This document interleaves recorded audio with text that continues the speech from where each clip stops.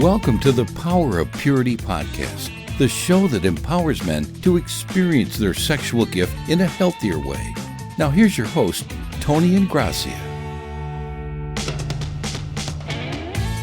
Hey guys, welcome back. I started sharing my story with you last time, and I covered 3 stories. Number 1 was my family of origin. Number 2 was called Magazines and Books, which concerned my discovery of pornography as a boy and my earliest experiences with pornography. And story number 3 was Risk to Peak. So I continue today with story number 4, which I call Hurting My Body, and it concerns my discovery of masturbation as a boy. Before I discovered masturbation, I remember, I think, touching myself on occasion and feeling like sensations of pleasure, but never with such an incredible, intense feeling associated with it. And I remember the first time I actually had an orgasm, I felt this unbelievable, incredible, intense feeling of euphoria and ecstasy, unlike anything that I had ever felt before. And then, on top of that, I quickly learned that this feeling could be replicated over and over again. Or, in other words, I could do this as many times as I wanted to do it. And thus began an addictive behavior that I would struggle with really for years to come in my life.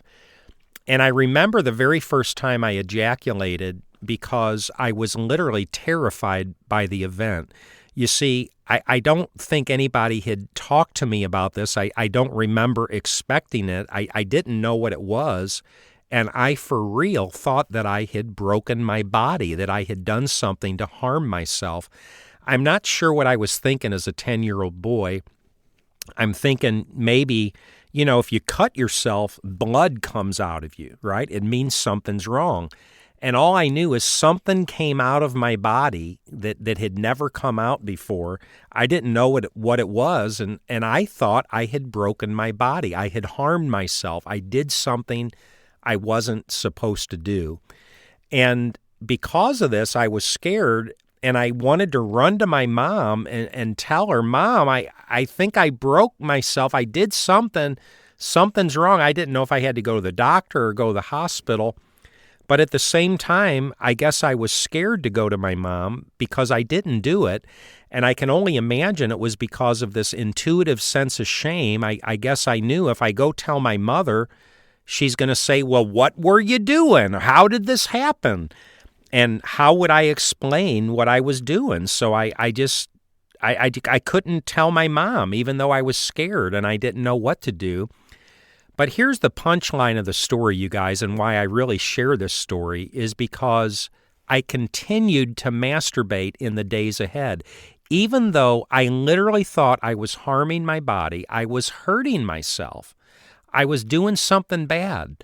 I couldn't stop because I had discovered this feeling, this intense, wonderful feeling, and I wanted to feel that feeling again. So I pursued it. I would continue to do this, even though I thought I was hurting my body. And I really think that these 2 stories together reveal something very significant that was going on in my young heart and life. Story number 3, Risk to Peak. Story number 4, Hurting My Body.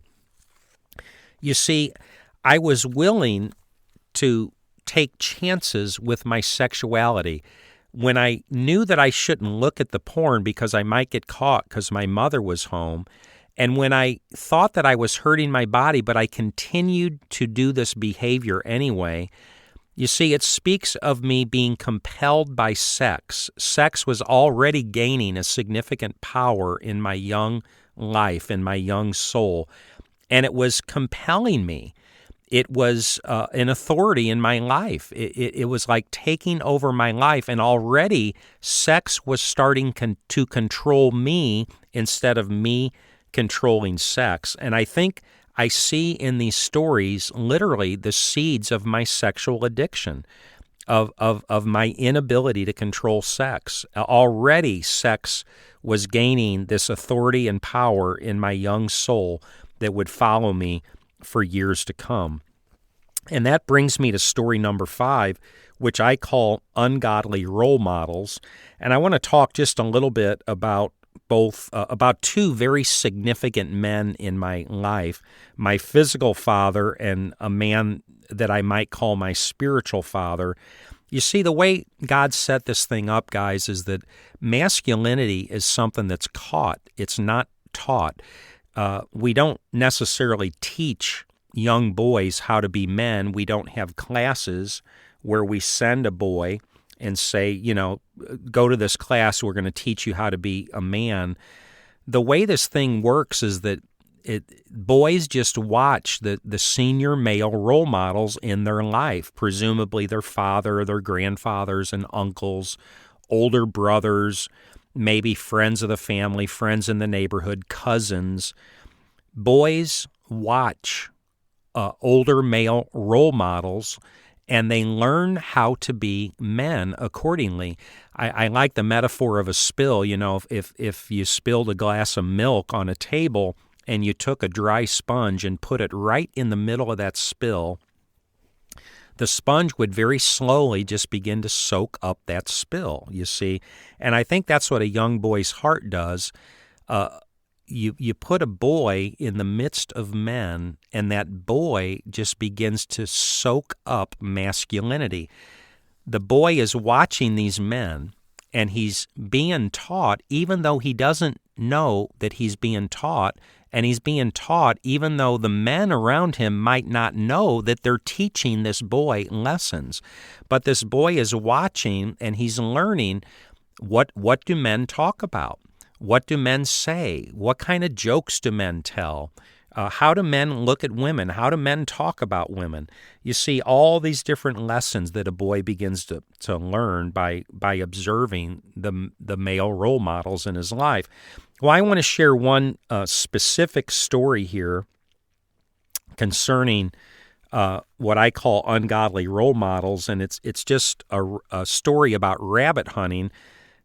My dad was an avid outdoorsman. He loved to hunt and fish and stuff like that, and it's the one gift that my dad really gave me in my life and my relationship with him. He invited me into the world of men, and he started taking me hunting when I was just a boy. And we would go on these hunts, and it frequently would be myself and just a group of men. My dad had up to 8 and 10 beagles when I was a kid, and it was my job to take care of the dogs, feed them every day and let them out of the kennel to run around in the yard and things like this. And my dad would go rabbit hunting every single Sunday during rabbit season. So it wasn't unusual for there to be 4 or 5 or 6 guys in the car, 4 or 5 grown men and one boy, and that one boy was me, Tony. So here we are on these trips. None of these men are necessarily overtly Christian men, so you can imagine the things that the guys would talk about and tell jokes and tell stories and things like this. And it wasn't unusual that there would be a sexualized theme to the things the guys would discuss. There'd be jokes about sex and stories about sex. And I remember this one man in particular who I now understand, I would consider he was just an exceptionally lewd man. And he would freely talk about his infidelities. He was a married man, but he apparently would rendezvous with different women and have different exploits with women. And then he would quite freely tell these stories and tell different men what he was doing and these women he was meeting and things that would happen. And on this one particular trip, I remember that he began to talk to my dad, and he said to my dad's name was Angelo, I could fix you up with this woman if you wanted to meet her. You could have a rendezvous with her, And as they were talking, they began to quiet their voices like this, and they began to talk in a whisper. I guess apparently in the attempt to prevent me from hearing what they were saying. But of course, in the close confines of a car, were sitting almost right next to each other. I could hear what they were saying, and I knew what they were talking about because by this time I had been looking at the pornography for some time. I had been masturbating. I understood what sex was. It was coming onto my radar, so I knew what they were talking about. And I remember literally being horrified by this discussion. I was very, very upset by it. And I was very angry at this man for talking to my father about this. And I wanted to say, hey, you can't say this to my dad.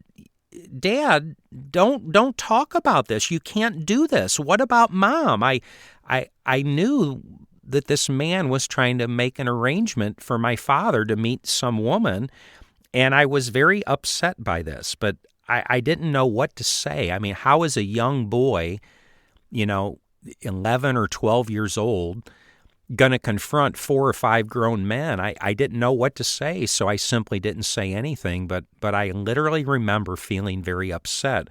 Well, that evening when we got home from the trip, I remember my dad, for real, literally pulled me aside, and he stuck his finger right in my face, and he said, you better not ever say anything about anything you hear on these trips. If you ever say anything, then you're never going to go hunting with us again.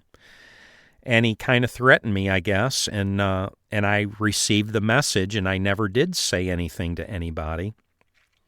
Well, fast forward, I want to say just a few words about my spiritual father. I grew up in the Catholic Church, and I became a true born-again Christian when I was 16 years old. Through a series of events, I got invited to go to this non-denominational youth group Bible study, and I started going, and I thought it was really strange because there were young kids there my age that were literally carrying Bibles around, and they were excited about God, and they'd sing songs about God and have Bible studies. And so I started going to this Bible study, and that's really where I came to understand the gospel for the first time in my life, who Jesus was and what he had actually done for me, that God loved me, and he sent his son Jesus to die for my sins on the cross so that I could gain these benefits through Christ. I could have the forgiveness of my sins. I could enter into a personal relationship with God. I could go to heaven when I die. And in the meantime, I could have a relationship with the living God. So when I understood the gospel, I embraced it. I understood it for the first time in my life. I guess the dawn of the light of God came into my heart and into my life. And I received Jesus as my Savior. I asked Jesus to come into my heart to be my Savior. And I became a Christian. And about that time, I began to go to this young church, and this man was a pastor at this church. And I really loved this man. He became my first pastor and my first spiritual mentor. And I looked up to this man, and I really loved him, and I trusted him, and I respected him. I think maybe in large part because of my own relationship with my father, which wasn't that good. I was afraid of my dad. I think if I had a problem or an issue, I would never go to my dad to seek him out. But this man felt safe to me, and I could talk to this man, and this man liked me, and I just really enjoyed my relationship with this man. And it was about this time that I also found my first girlfriend. Her name was Chris. I fell head over heels in love with her, and she was my first official girlfriend. And all this was happening in my life all at about the same time. I was 16 years old. I became a Christian. I met this man who was my first pastor, and I found my first girlfriend.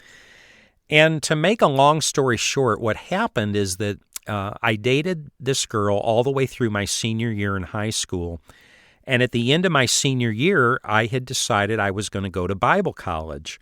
When I understood the gospel, it was like almost immediately I knew in my heart, this explains my life. This message explains the very purpose of my life, and I'm going to live for this message.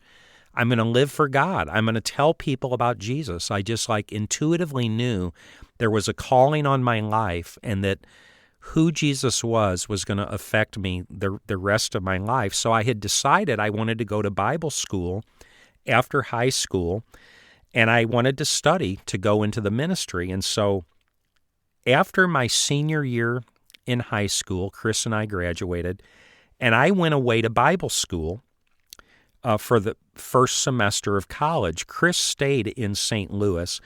And to make a long story short, I'm not going to go into and to make a long story short, I'm not going to go into all the gory details, but basically what happened that semester while I was away, my first semester of college, my first pastor and my first girlfriend fell into a sexual affair with one another, and my pastor began to have sex with my girlfriend. Well, as this story unfolds, I came home for Christmas, the end of my first semester, and my girlfriend quickly confided in me that she had been having sex with our pastor. And of course, I was horrified. I didn't know what to do. One thing led to the other, and Chris had decided she was going to go back to Bible college with me. So we left together, and we went to Bible college, and we left the St. Louis area. And I thought that would solve the dilemma, because she would be with me. We'd be in another state. And my pastor could no longer have sex with her. I felt too intimidated, too scared. I didn't know what to do, what to say to him, so I didn't say anything. And at this point, he didn't know that I knew, and I thought that would be the end of it. Well, unfortunately, he continued to pursue her, and he was writing these love letters to her and different things. And in a short matter of time, I learned that he was coming down to the Bible school to visit. And of course, I knew what his true motive was. He apparently was not relenting, and he was continuing to pursue his relationship with Chris. And at that point, I knew I had no option. I'm going to have to confront my own pastor about his sin and what he's doing. And I remember asking him to talk to me if we could go for a walk, and I remember going on this walk with him, and I told him that I knew what was happening between him and Chris, and that it was wrong, and that he had to stop doing this.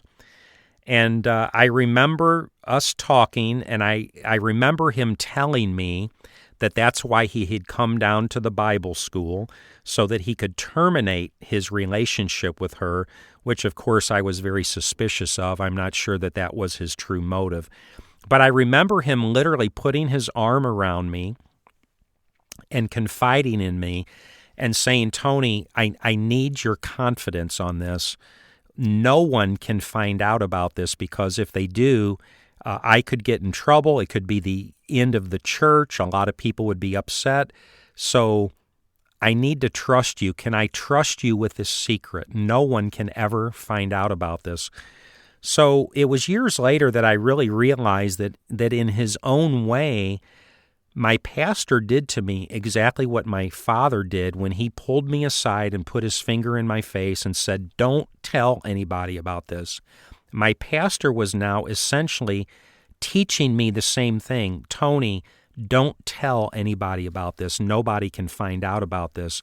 So you see, I believe that my physical father and my spiritual father, these two men held positions of extreme influence in my young heart and life, and they were both providing what I believe were deeply negative examples of sexuality, what a sexual man is. Or in the verbiage of the title of this story, Story 5, ungodly role models. You see, both men were showing me what a man is, what a man does with women, how a man thinks about women, the kind of jokes that men tell about women, that men can do things with women and then keep secrets so that nobody knows about these things. Now, the fact is, I don't know that my father ever acted on what this man was suggesting. I have no reason to believe he did, and I give my father the benefit of the doubt, but it doesn't change the fact that the influence of these men and the examples they were providing, I think, were profoundly negative and harmful in my young heart and soul. In fact, I think part of the harm is that the messages were consistent with the images that I had been seeing in the pornography and the stories that I had been reading in the pornography. See kind of the way men look at women, the way men talk to women, the way men treat women, the secrets that men have with women. And so my life was being affected by these men, by these male role models of my life. Both my physical and my spiritual fathers provided profoundly ungodly lessons for my young life concerning who and what a sexual man is supposed to be. And I might encourage you guys to just kind of think about this story. Like I said, I'm hopeful my story will be kind of a kind of template for you. So many men that I talk to identify this as a reality in their own story. You know, if you think about who were the senior male role models in your life, who modeled what a man is to you, who modeled what sex is, how a man thinks about sex and manages sex and talks about sex. You know, one man that I know, his uncle took him on his 13th birthday to a prostitute so that he could become a man. His uncle thought, I'm gonna give you this surprise, and you're gonna learn what it means to be a man. And his uncle, no doubt, thought he was blessing this boy, helping this boy, doing something good for this young boy. And I would advocate that was profoundly harmful and a terrible thing to happen. But you see, the boy is learning from his uncle. His uncle is teaching him what a man is, and what sex is, and how a man relates to sex, and what women are, and how to use women. And so many of us, you see, have had rather horrible examples from the ungodly role models in our life. And that's another component of the damage that's been done. Do you see in the metaphor of the cake mix another ingredient getting put in there that would be very, very counterproductive, if not at least destructive? And that brings me to story number 6, which I call sexual abuse. And the fact is, when I was 14 years old, 2 older women came into my life, and both of them perpetrated sexual abuse against me. And I'm going to share one of those stories with you. You know how a family will typically find a kid in the neighborhood, a young teenage boy or girl, to babysit for them? Well, there was this family that didn't live too far from us, and I would babysit for them on occasion. Of course, they were married, and they had 2 young kids. And I went over their house to babysit this particular occasion, and something was wrong. Although I didn't understand it at the time, in retrospect, I believe this couple had a terrible marriage because they would get in fights a lot. I saw them fight many times, and on this particular occasion, they got in this big fight. I'm at their house to babysit, and so she stampedes out of the house. She throws the kids in the car and me, and we leave, and I figure she's taken me home because obviously they're not going out on a date. And she drives and drives, and I realize we're not going home, and I didn't know where we were going. And of all things, after a while, she drives and pulls into this drive-in movie theater. And after we get to the drive-in, she puts her kids out on a blanket next to the car, so this leaves her and I in the car. And by the way, this woman was stunningly beautiful. I remember hanging around her, and I quickly realized I could perceive, even as a young boy, the power that this woman had over men. If we were in a grocery store or here or there, I could just see men literally would stop and turn and just watch her and look at her walk by. She was a very, very beautiful woman, and she had this obvious power over the men around her. And because of this, I myself, of course, recognized her beauty. I'd been looking at pornography, and I guess I kind of had a crush on her in my heart. So when we get to this drive-in, she puts the kids outside the car, and we're sitting in the front seat of the car. The car had bucket seats. She's by the steering wheel. I'm in the passenger side.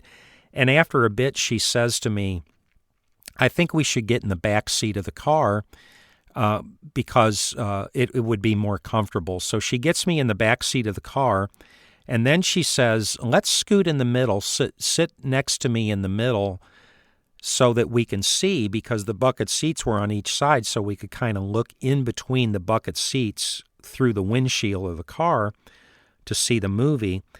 So she's kind of snuggling me in the back seat of this car, and she has this blanket, and she puts the blanket over the top of us, and we're watching this movie. And you guys, I remember the movie very clearly because of what happened. It was the movie The Godfather, which in retrospect I think was rather inappropriate for, of course, the entire situation's terribly inappropriate for her to even bring a young teenage boy to see The Godfather. But there's this scene in the movie, you'll remember, where Michael, the other people kill Sonny, Michael's brother, so the family hatches a plan, and Michael's going to go to the restaurant and meet with, I think it's the police chief and this other guy. Anyway, Michael's going to shoot these two guys, and he does so. He shoots these two guys in the restaurant, and then he flees to Sicily to go into hiding. And while he's in Sicily, he meets this beautiful young Sicilian girl. They fall in love, and they end up getting married. And the scene in the movie is the wedding night that Michael marries this young Sicilian girl. The wedding is over. He gets her up in the bridal chamber, and he closes the windows, and he approaches her. And she's a beautiful young woman, and she has like this nightgown on. And as he approaches her, he pulls the straps off of her shoulders, and the nightgown falls down, and she's naked, and you can see her breasts. You can see from the waist up. Now, you guys can imagine, this would be a stunning scene for me to see even today. It might take my breath away if I saw this scene as a 58-year-old man. Can you imagine a 14-year-old boy seeing a scene like this, let alone in the back seat of a car with a beautiful woman covered up, snuggling in a blanket? And as the scene is unfolding, this woman whispers to me, would you like me to take off my shirt for you? Would you like to see me? And I'm going to stop the story there because I'm not sure I need to go into a lot of detail. And the fact is, I'm a little bit cloudy exactly what happened in the back seat of that car. But whatever happened, I know was profoundly inappropriate, and I came to understand later would certainly constitute sexual abuse. And the point I want to make, guys, is that I believe these situations were very, very hurtful in my young heart and soul.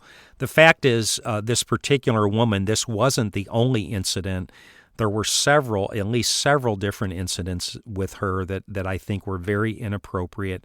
The way she would talk to me, the way she would touch me, places that she took me, certainly would constitute sexual abuse. And I think what's very sad to look back and think about is that these were the very first sensual experiences I had with another human being. How sad that this would be true for a young boy. And I believe that these situations were exceptionally hurtful to me, harmful, because of the messages that they embedded in my young heart and soul. For one thing, I was learning that real women are like the women apparently in the magazines and the books. Real women like to do the things that I heard the men talk about on the rabbit hunting trips, you see. real women like to mess around and do inappropriate things and be treated sexually. I knew that this woman was married. I knew that you're not supposed to do that if you're married. So I was learning that, you see, sexuality isn't just about love and respect and faithfulness and boundaries, but really it's about lust and selfishness and betrayal. And I'm seeing reflections in the male role models around my life, and now in this woman, the way people think about sex and what they do about sex and the choices they make. And I think it's really sad that a boy's very first sensual experiences would be so profoundly unholy and ungodly. And guys, that brings me to the end of this episode. Tune in next time, and we'll continue my story from there. Thank you. God bless you. Have a great day. Thanks for listening. Visit powerofpurity.org for more resources and information. And if this podcast has been helpful or encouraging, please invite a friend to listen. Until next time, remember, there's power in purity.